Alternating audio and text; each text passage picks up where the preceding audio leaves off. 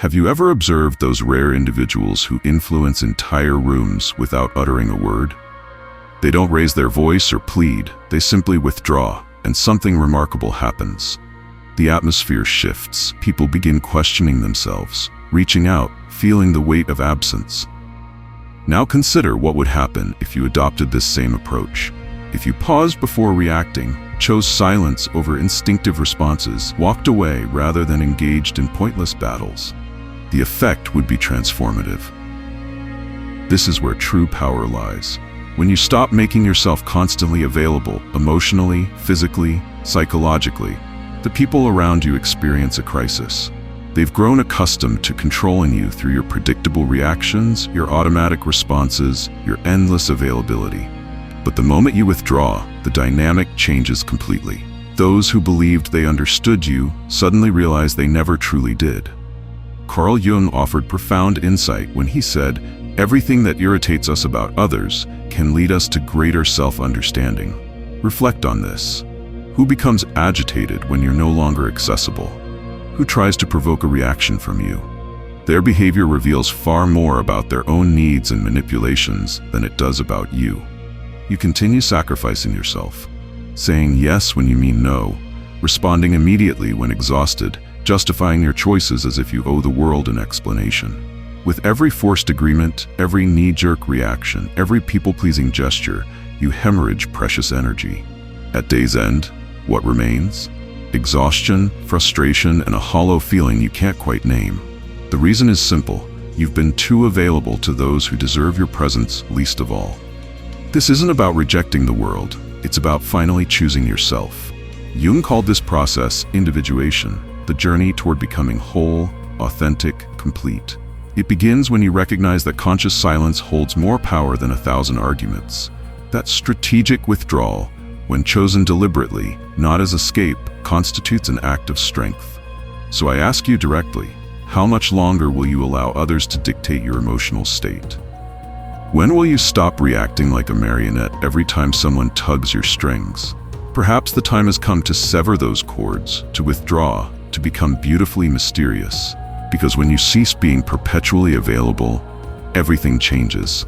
From childhood, you've been conditioned to believe your worth depends on your accessibility. To always be present, to respond instantly, to say yes when every fiber of your being screams no. But here's a truth rarely spoken with such clarity. This constant availability isn't virtue, it's imprisonment. So long as you believe you must be endlessly accessible, you'll remain vulnerable to manipulation, exhaustion, and being taken for granted. Do you know why this happens? Because perpetual availability makes you predictable, and predictability turns you into a tool. People begin treating you like an emotional vending machine, inserting their demands and waiting for your compliance to dispense. You don't recognize this exploitation because you're trapped in the illusion that being there for everyone means someone will eventually be there for you. But life doesn't work that way.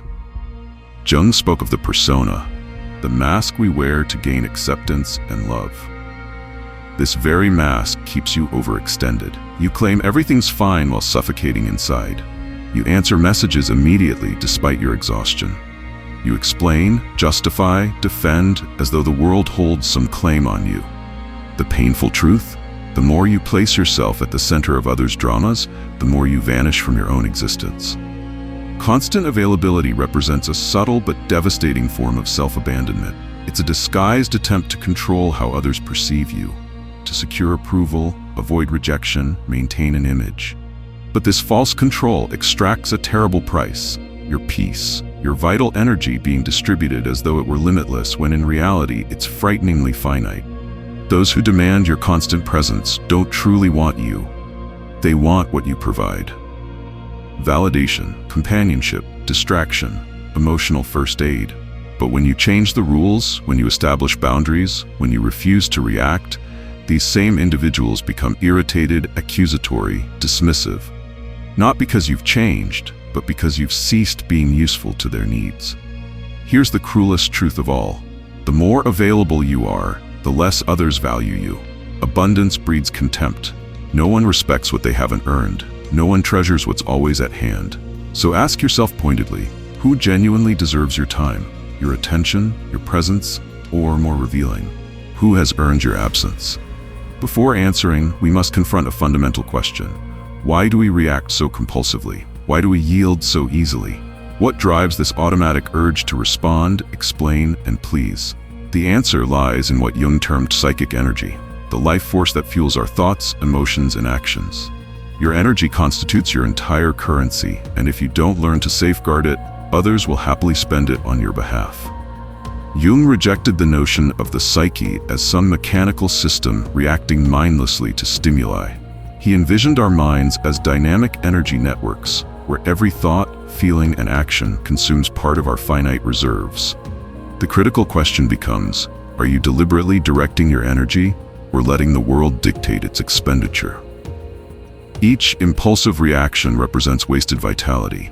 Defending yourself against baseless criticism, rising to pointless provocations, engaging in fruitless debates, chasing approval from those who don't appreciate you. You're spending your inner capital on what doesn't nourish you. Jung stated unequivocally, what you resist persists. The more you react, the more you bind yourself to toxic dynamics. Emotionally drained people aren't weak, they're misdirected. And exhaustion breeds vulnerability. When you're running on empty, you become easy prey for manipulators, opportunists, and emotional parasites. They sense your depletion, recognize your uncontrolled reactions, observe your compulsion to fix everything, and they exploit it mercilessly. Jung maintained that psychological health depends on retaining energy within your system. This means refusing to engage without guilt, choosing silence without shame, observing before acting. True power resides not in reaction, but in conscious response. Only possible when you've mastered self-awareness to recognize your own triggers. How many nights have you lost replaying unresolved conflicts? How many hours wasted ruminating on what you should have said, why someone treated you poorly? This is energy hemorrhage with no return. You're keeping dead conversations alive, sustaining dynamics that persist only because you continue responding. Psychic energy functions like a force field. When conserved, it radiates quiet authority. You command respect without speaking. When mismanaged, you become invisible, reactive, fragile. The world shows no mercy to those who yield too easily. Therefore, begin observing your triggers. What makes you react automatically? What destabilizes your center? These are your energy leaks, the exact points requiring work, not to become cold or indifferent, but discerning. Sovereign. Here lies one of Jung's greatest insights. Energy conservation shatters others' projections. This unsettles people profoundly, bringing us to silent manipulation's shadowy realm, where we'll explore how emotional predators feed on your vitality, and why becoming unavailable dismantles their games entirely. You believe you're in control, that your reactions are conscious choices. The truth proves darker. Most emotional responses are programmed, and those who recognize this manipulate you effortlessly. Predators needn't shout or threaten. They simply press your exposed buttons, confident you'll react predictably. Jung called this phenomenon projection, the psychological process where people attribute their unconscious qualities to others. But there's an overlooked dimension. While others project onto you, you become the canvas for their distortions. The more emotionally available you are, the more you absorb these false images. Consider that friend who only contacts you in crisis. That partner constantly needing rescue. That person whose admiration lasts only while you're useful. These aren't accidents. They're not relating to you, but to the role you've accepted. Why do you comply? Fear of disappointment, terror of abandonment, the crushing need to be loved. The most effective manipulation occurs not through confrontation, but through silent guilt. That nagging sense you owe others your time, attention, understanding, even when it destroys you. The central revelation? Manipulators don't need to control you directly. They simply require you to keep reacting predictably. But when you stop playing along, when you say no, respond with silence, withdraw without explanation, their projections crumble. The mask they've placed on you falls away. This unsettles people profoundly, forcing them to confront what they've avoided seeing in themselves. Not everyone can handle such honesty. Your unavailability threatens because it mirrors others' emptiness. Your silence amplifies the internal noise they've been drowning out.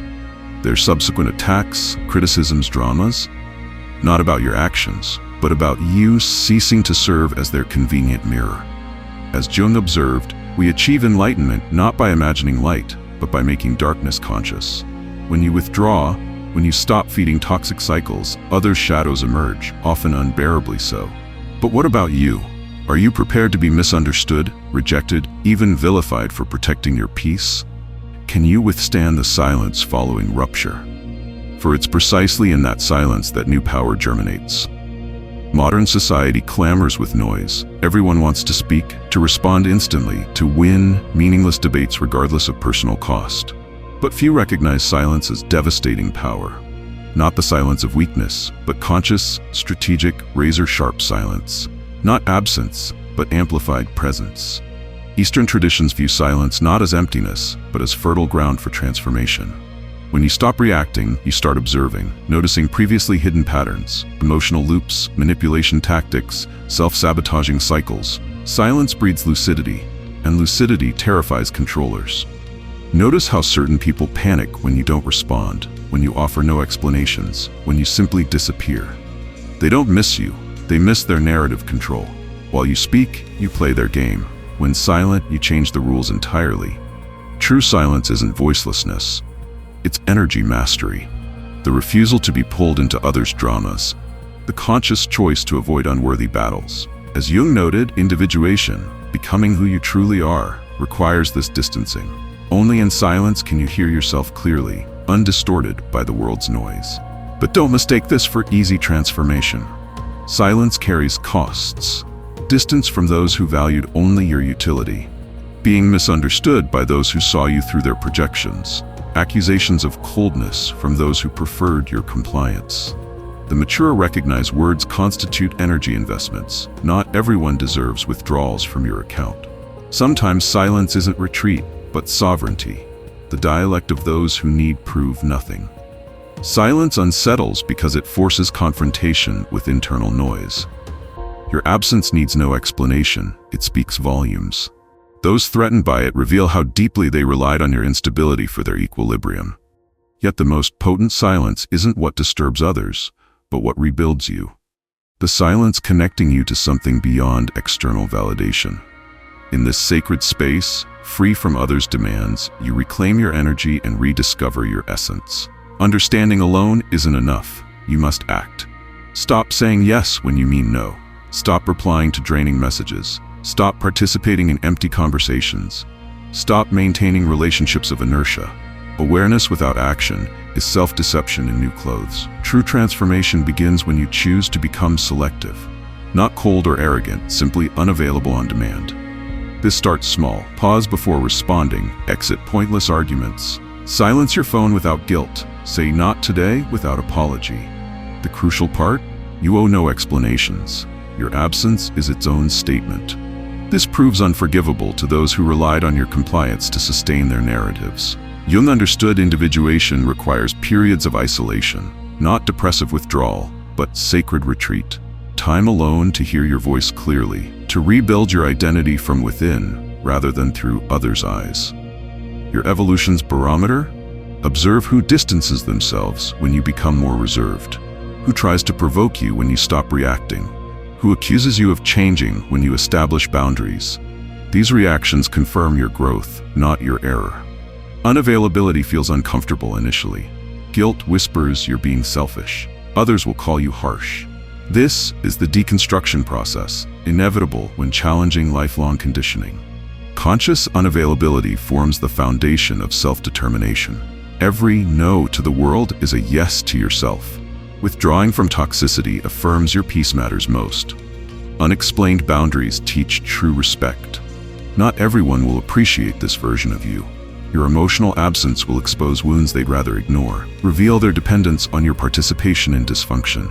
There will be rupture, pain, estrangement, the sensation of loss when in reality, you're gaining freedom.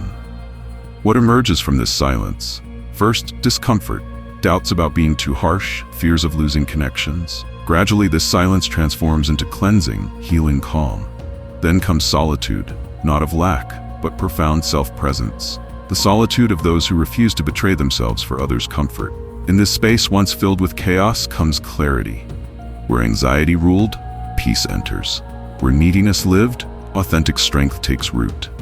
Jung taught that individuation requires distancing from the collective, shedding masks, walking alone temporarily. This is what you're doing through strategic unavailability, not rejecting the world, but returning to yourself. You transition from reactor to creator, no longer shaped by circumstances, but shaping reality from within. Those uncomfortable with your absence reveal they never wanted you, only the role you played. Losses will occur, but what you gain is priceless, yourself. Distance from others means reconnection with your essence. Being misunderstood is the price of being respected. When you're no longer available to all, you become valuable to those who matter. This is rebirth. A life no longer spent chasing emotional crumbs, playing mind games, mistaking emptiness for connection. You now accept only what resonates with your truth. If you've resonated this deeply, part of you is already prepared for this journey. You're realizing that love means nothing if it requires self-abandonment. That true self-worth begins when you choose yourself, even if it means temporary solitude. So ask yourself honestly, are you ready to be misunderstood, rejected, even hated in the name of your freedom? Willing to pay the price of authenticity? If this message resonates, declare in the comments, I choose my peace. Let's witness how many are ready for this transformation. And remember, the coming video is crucial. What awaits is more significant than you imagine. I'll see you there.